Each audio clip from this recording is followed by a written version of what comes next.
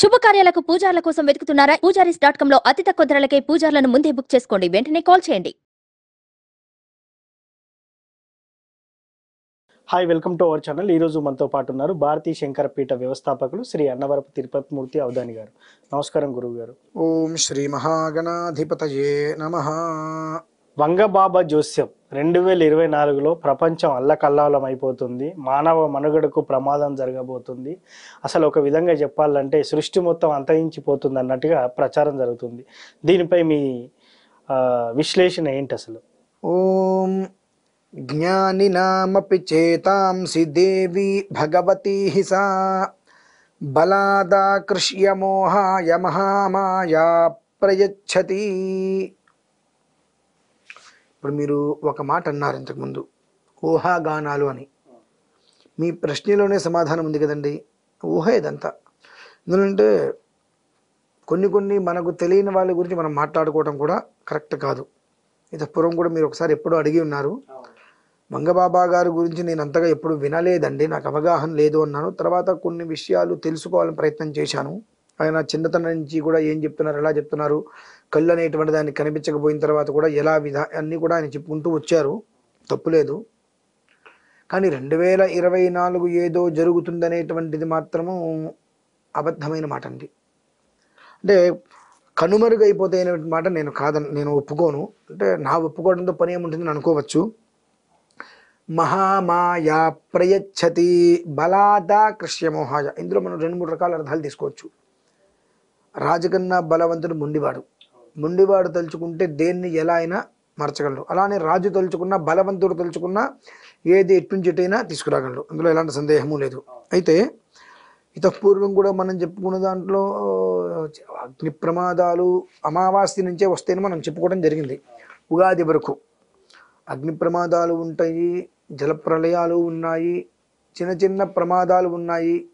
కొంతమంది విశేషమైన పురుషులు కాలగర్భంలో కలిసిపోయే పరిస్థితులు ఉన్నాయని చెప్పుకున్నాం. అంతకుమించి ఏదో అనర్థం జరుగుతుంది అనేటువంటిది అయితే లేదండి. ఇటువంటివి మనం ఊహాతీతంగా మనం అనుకున్నా ఆ ఊహకు అందలేని ప్రజలు అలలాడిపోతూ ఉంటారు. అబద్ధం వా సుబద్ధం వా కుంతి పుత్రో వినాయక అన్నారు.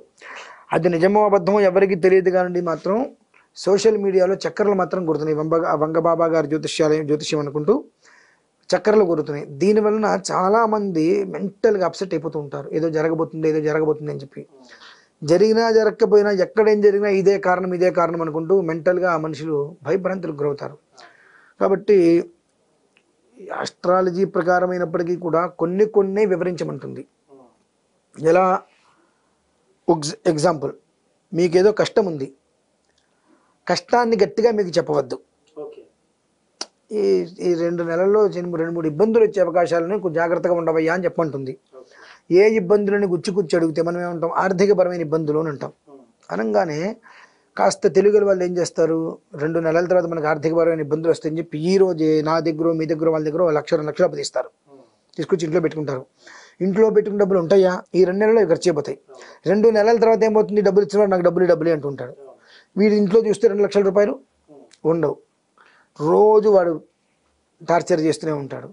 ఆ 2 లక్షల రూపాయలకి, 1,00,000 రూపాయలకు వడ్డీ కింద నెలకి 4,000 రూపాయలు పెరుగుతూ 6 నెలలు అయ్యేటప్పటికి వాడికి ఒక పీడగా అవుతుందిగా.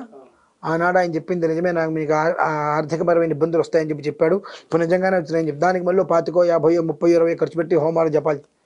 అంటే అన్ని రకాలుగా నువ్వు కూరుకుపోతున్నావు కదా. అంటే జ్యోతిష్యం ఏం చెప్తుందంటే వెలుతురుని ఇవ్వటం.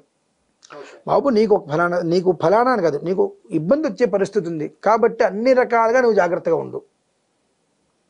360 డిగ్రీస్ ఎట్నుంచి ఎటు చూసినా నువ్వు చాలా జాగ్రత్తగా గమనించుకో.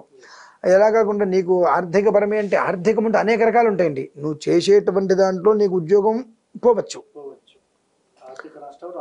ఎట్లా అయినా రావచ్చు, లేదంటే అనారోగ్యం పాలయ్యి హాస్పిటల్లో పాలవచ్చు, అది ఏదైనా కావచ్చు కాక.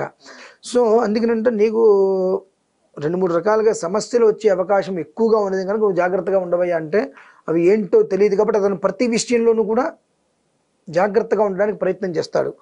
నీకు ఈ ఇబ్బంది వస్తుంది అంటే అదొక్కటే కదా, ఇంకేం లేవు కదా అని తత్మా విషయంలో హాయిగా ఉంటాడు. ఇది అప్పు చేసి ఎక్కడా నష్టపోయి కుటుంబాన్ని రోడ్డు మీద తీసుకొచ్చి పెడుతున్నారు. అందుకని ఎప్పుడు కూడా జ్యోతిష్యము అంటే వెలుతురుని ఇచ్చేటువంటిది, వెలుతురుని చూపించేటువంటిది అవ్వాలి మినహాయిస్తే చీకటి చేసేటువంటిది కాకూడదు. ఇప్పుడు మీరు చూడండి, దీపం వెలిగిస్తారు కదా, దీపం ఏ రంగులో వస్తుంది? ఎరుపు. నూనె రంగు ఏంటి? నీళ్ళగా నలుపు. దానికి రంగు లేదు, నలుపు రంగులో మనం దాన్ని వర్ణించవచ్చు. వత్తి తెలుపు. నలుపు తెలుపు కలిపితే ఎరుపు వస్తుంది. ఆ మధ్యలో చిన్న డాట్ లాంటిది బ్లూ కలర్లో వస్తుంది కింద. అదంటే కనుక ఆ పండు పసుపు రంగు కూడా ఒక్కోసారి వస్తూ ఉంటుంది. పొగ ఎలా వస్తుందండి? నల్లగా. ఇలా చేయబెట్టేస్తే ఇక్కడ నల్లగా అంతా అంటుకుంటుంది. అంటే ఏంటంటే జ్యోతి అని అంటే వెలిగిస్తే అప్పటి వరకు ఉన్నటువంటి చీకటి అయితే ఉంటుందో ఈ వెలుతురు ప్రసాదంతో ప్రసురించటం వలన ఆ వెలుగు కాంతిలో ఆ చీకటి మొత్తం కూడా మసిగా వెళ్ళిపోతుంది. ఆ చీకటి మసి పైకి వెళ్ళిపోతుంది కదా, ఇంకా ఫోన్ ఉద్దేశించి మళ్ళీ చీకటి మొత్తం అక్కడే ఉంటుంది. కాబట్టి ఆ జ్యోతి అనే జ్యోతి స్వరూపంగా జ్యోతి అన్న జ్యోతిషాస్త్రం అన్నప్పటికీ కూడా వెలుతురుని మాత్రమే చూపిస్తుంది, ఇవ్వగలుగుతుంది, ఇచ్చేలా చేయగలుగుతుంది. దానికి ఏంటంటే మనం భయపెడుతూ పోవచ్చు.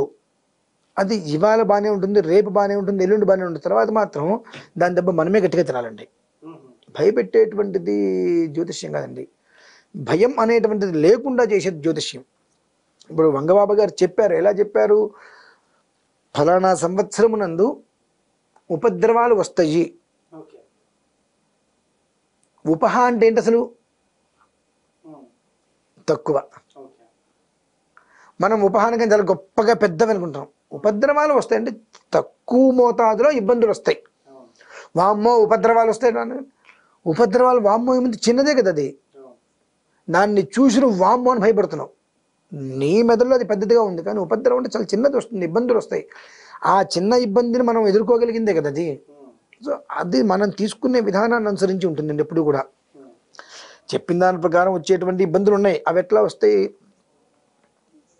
ఉల్కాపాతాల్లాగా అగ్ని ప్రమాదాలు, జల ప్రళయాలు. ఆల్రెడీ అమావాస్య నుంచి అనుకున్నాం. అది 1 by 1 నిన్న మొన్న కూడా అగ్ని ప్రమాదాలు మనం తీసుకున్నాం. ఈ చిన్న జల ప్రళయాలు ఇటువంటి ప్రమాదాలు మినహాయిస్తే ఏదో విపత్తు వచ్చి మీద పడుతుంది, వెన్నువిరిగి మీద పడుతుంది, ప్రమాదాలు వస్తాయి, మొత్తం నాశనం అయిపోతుంది అనేటువంటి మాట ఎక్కడా కూడా ఆయన చేర్చబడలేదు. కాబట్టి దాన్ని పట్టుకొని మనం ఏదో జరుగుతుందని ఊహాగానంలో విన్నారు, ఊహా చిత్రం అని చెప్పి. ఇదంతా ఇక్కడ ఊహా చిత్రంలో బ్రతికేటువంటిది. కాబట్టి ఆ ఊహను వదిలేసి ప్రశాంతంగా ఉండవచ్చు. చిన్న చిన్నవి అవన్నీ రాకుండా ఎప్పుడూ ఉండవు. రోజు ఎక్కడొక్కడ ఏదో ఒక ప్రమాదం జరుగుతుంది. అవి ఆ ప్రమాదానికి కాస్త విశేషంగా అగ్ని ప్రమాదాలు ఒకటి చోట పేలిందనో ఇంకోటనో దానివల్ల 10 మంది ఇబ్బంది పడ్డారనో అటువంటిది మనం చెప్పుకోదగ్గవి. నార్మల్ నిత్య జీవితంలో ఎక్కడొక్కడ ఏది జరగకుండా రోజు అనేటువంటిది గడవట్ల. ఈ కంచి విజయవాడ వెళ్ళేటప్పటికి విజయవంతి ఎక్కడొక్కడ ఏదో ఒకటి మనం చూస్తూనే ఉంటాం. రోజు మొత్తం మీద ఎక్కడో 2 ప్రమాదాలు. ఇవి జరగకుండా ఎప్పుడు ఎవరు జరగకుండా ఉండవు. పెను ప్రమాదాలు, పెద్ద యాక్సిడెంట్ లాంటిది జరిగి ఒక 15-20 మందికి దెబ్బ తగలటం, లేదంటే అగ్ని ప్రమాదాలను సంభవించి భారీగా నష్టపోవటం, జలప్రలయం నుంచి ఊర్లు మునిగిపోయినట్టుగా అటువంటివి ఏదైనా వస్తే మనం పరిగణలోకి తీసుకోవాలి. అమావాస్య తర్వాత వస్తుందంటే మనం కొంతమంది ఏదో అనుకున్నారు, ప్రారంభమైంది అమావాస్య తర్వాత మనకి ఎన్ని చూసాం, మనమే చూసాం కదా ఎలా వచ్చినాయి ఇవన్నీ. అటువంటివి ఆ రకంగా వస్తే మినహాయిస్తే ఏదో విరిగి మీద పెడుతుంది, ప్రపంచానికి ఏదో నష్టం కలుగుతుంది అనేటువంటిది వారైతే ప్రత్యేకంగా చెప్పింది లేదు. దాన్ని మనం దాన్ని అంత చేస్తాం కాబట్టి ఇదిగో పులి అంటే అదిగో తోక అంటాం మనకు అలవాటు. ఆ విధానాన్ని అనుసరించి మనం సృష్టిస్తుంది మినహాయిస్తే అంత భయపడేటువంటి స్థితి ఇది నార్మల్గా ఉపద్రవాలు అనేటువంటిది ఒక స్థితిలో వచ్చేవి మినహాయిస్తే దీనివల్ల మానవాళికి మనుగడ అనేటువంటిది అయితే ఖచ్చితంగా లేదనే మాట అబద్ధం. వంగబాబా గారి జ్యోతిష్యంలో వాస్తవం లేదు అన్నట్ల ఆయన చెప్పినటువంటి దాన్ని మన వాళ్ళు ఊహించుకొని పెద్ద చేస్తున్నారు కాబట్టి అంత ఊహించుకోవాల్సిన అవసరం లేదు అంటున్నా. చూశారు కదా, ఇది వాటి కార్యక్రమం. మరో కార్యక్రమంలో మళ్ళీ కలుద్దాం. Thank you.